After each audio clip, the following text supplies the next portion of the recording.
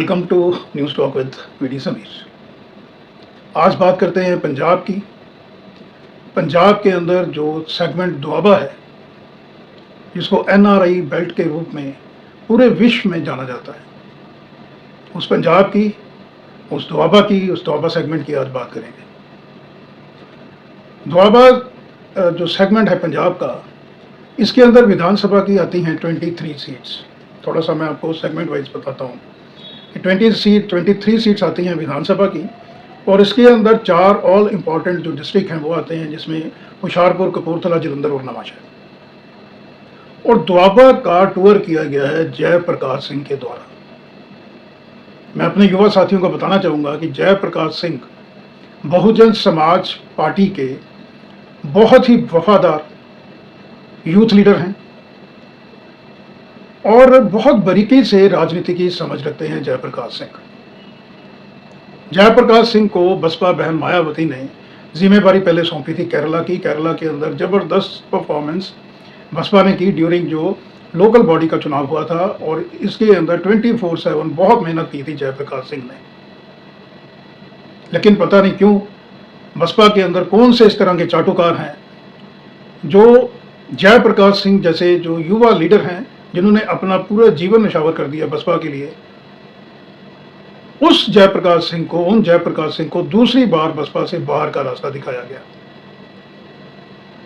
बावजूद इसके मैं अपने युवा साथियों को बताना चाहूंगा, अंडरलाइन करने वाली बात है कि दूसरी बार जयप्रकाश सिंह को बसपा से बाहर निकाला गया है, और बाहर निकाले जाने के बावजूद जयप्रकाश सिंह ने किसी और पॉलिटिकल पार्टी को ज्वाइन नहीं करा। हालांकि सभी पॉलिटिकल पार्टीज उनको वेलकम करेंगी। इसके विपरीत वो बसपा से बाहर निकाले जाने के बावजूद बसपा के लिए ही काम कर रहे हैं। इस वीडियो के माध्यम से मैं बसपा हाईकमान को ये मैसेज पहुंचाना चाहूंगा, उनको रिक्वेस्ट करना चाहूंगा कि बसपा के अंदर जो स्लीपर सेल बैठे हुए हैं दूसरी पार्टियों के, दूसरे राजनीतिक दलों के, ये स्लीपर सेल ही बसपा को बहुत नुकसान पहुंचा रहे हैं। और इन्हीं स्लीपर सेल्स ने गठजोड़ करके दूसरी बार जयप्रकाश सिंह जैसे एक बहुत ही hard working, dedicated, honest young leader को बाहर का रास्ता दिखाया। चलिए, आज का ये हमारा विषय नहीं है। विषय ये है कि जयप्रकाश सिंह ने दोआबा का टूर करा है, और दोआबा के टूर में हालांकि वो जो स्टेट यूनिट है बसपा की, उनके लीडर्स के साथ वो नहीं मिले, लेकिन ज़मीनी स्तर पे उन्होंने बसपा का परचम कहीं ना कहीं दोआबा में लहराया है, और बहुत ज़्यादा फायदा हुआ है जयप्रकाश सिंह के दोआबा पंजाब में टूर करने का। टूर के बारे में मैं आपको थोड़ी सी जानकारी और देना चाहूँगा कि जयप्रकाश सिंह ने जलंधर के अंदर विजिट किया, और वहाँ पे संत समागम कार्यक्रम में उन्होंने पार्टिसिपेट किया, वहाँ पे एड्रेस किया, इंटरेक्ट किया लोगों के साथ। इसके बाद नवांशहर के गोरडा विलेज के अंदर उन्होंने विजिट किया, नौजवानों के साथ उन्होंने इंटरेक्ट किया वहाँ पे। इसके अलावा फगवाड़ा में भी जयप्रकाश सिंह ने विजिट किया, और जो बुद्धिजीवी हैं उनके साथ इंटरेक्ट किया। बसपा की विचारधारा को, स्पेशली जो यूथ है, उसके अंदर नीचे तक किस तरह से नैरेटिव बनाया जा सकता है समाज के अलग अलग वर्गों को लेके, ये जयप्रकाश सिंह ने अपनी इस टूर के माध्यम से बताने का प्रयास किया। और जयप्रकाश सिंह का ये जो दौरा था, जैसे मैंने आपको पहले तमाम वीडियोस में भी बताया कि कहीं ना कहीं जो गोदी मीडिया है, जो बड़े चैनल्स हैं, वो बसपा की न्यूज़ बताने में बहुत ज़्यादा कतराते हैं, बहुत ज़्यादा उनके अंदर भय रहता है। अब भय क्यों रहता है? किस राजनीतिक दल का उनके ऊपर प्रेशर है, you know better than me. तो बसपा की खबरें जो हैं, बसपा की खबरें मेन स्ट्रीम मीडिया जो है, बड़े बड़े न्यूज़पेपर हैं, वो बताते नहीं हैं। लेकिन मैंने ये संकल्प किया है कि बसपा की बहुजन समाज पार्टी की खबरें जो हैं, खासकर पॉजिटिव परिप्रेक्ष्य में, वो आम जन के अंदर उनको मैं सामने पेश करूं, और अपने माध्यम से जो पॉजिटिव फ्रंट पे जो बसपा अच्छा काम कर रही है, सर्व समाज की रचना, उसको जन जन घर घर तक पहुंचाया जाए। ये हमारे चैनल के माध्यम से हमेशा कोशिश रहती है। तो जयप्रकाश सिंह ने बसपा से निकाले जाने के बावजूद जिस तरह से दोआबा के अंदर विजिट किया है, और दोआबा में जैसे मैंने आपको बताया 23 सीट्स हैं। जयप्रकाश सिंह के इस टूर के बाद 12 से 15 सीटों पे बसपा को बहुत ज़्यादा फायदा होगा। वैसे तो दोआबा जो है वो गढ़ है बसपा का।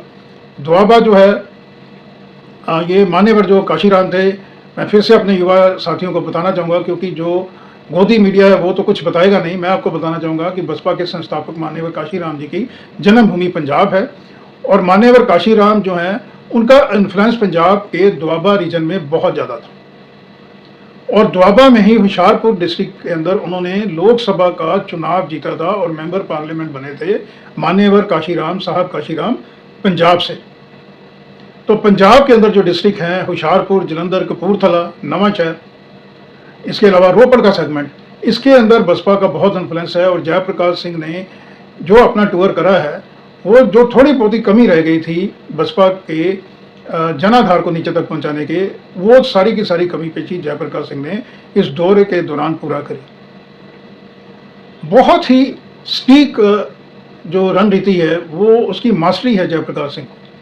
जयप्रकाश सिंह ने दोआबा का दौरा इसलिए किया था कि जो दोआबा है, जो मैंने दोआबा की ये डिस्ट्रिक्ट बताया आपको, ये एनआरआई का बेल्ट है, यानी इस बेल्ट के अंदर जो पैसा है, मनी फ्लोट जो है वो बहुत ज़्यादा है। और आज के चुनाव में जो मनी पावर है उसका अलग अलग पॉलिटिकल पार्टीज बहुत ज़्यादा यूज़ करती हैं। बसपा ने कभी भी किसी धना सेठ से, किसी इंडस्ट्रिस्ट ने कभी हमने नहीं सुना कि उन्होंने फंड एकत्र किया।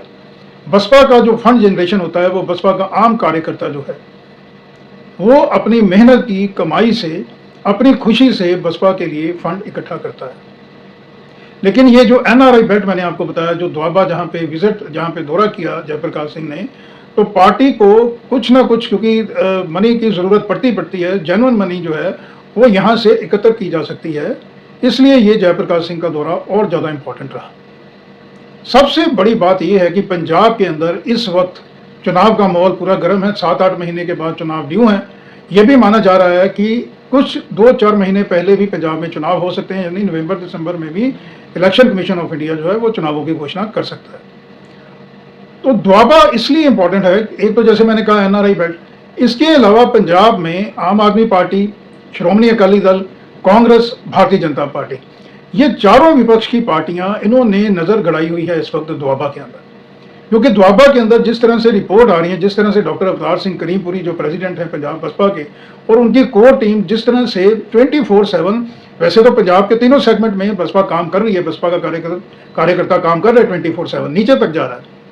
हमको ये दिखाई दे रहा है साफ कि बसपा दोआबा के अलावा माचा और मालवा में भी बहुत ज़्यादा स्ट्रांग हो रही है। लेकिन क्योंकि दोआबा, जैसे मैंने आपको बताया, वो गढ़ है बीएसपी का, एससी समाज का, दलित समाज का 35% से 45% का सेगमेंट है, इतना उनका इन्फ्लुएंस है, इनकी इतनी संख्या है दोआबा में। और दोआबा में बसपा को रोकने के लिए ये चारों पॉलिटिकल पार्टियां, भारतीय जनता पार्टी, श्रोमणी अकाली दल, आम आदमी पार्टी, कांग्रेस, इकट्ठा हो गई।